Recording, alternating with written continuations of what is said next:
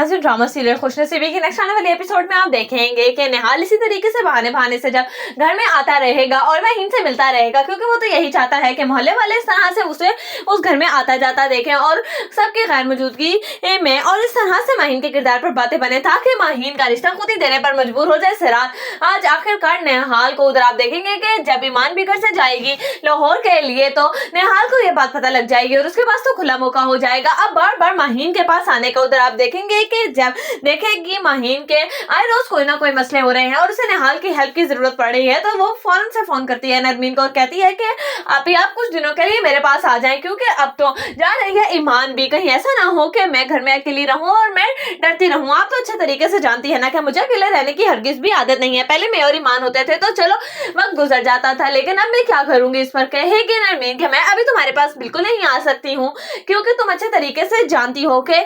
मैं हुमायूं के साथ घर शिफ्ट कर रही हूँ और यहाँ पर मुमानी भी नहीं है, इसी वजह से बस मेरा आना तुम्हारे पास बहुत ज्यादा मुश्किल हो जाएगा। माहीन, मुझे लगता है कि शायद तुम्हें खुद ही मैनेज करना होगा। उधर आप देखेंगे कि जब कहेगा सिराज मोना से कि बहुत दिन हम यहाँ पर रुक चुके हैं, मुझे लगता है कि अब हमें वापस चले जाना चाहिए। उधर आप देखेंगे कि जैसे ही सिराज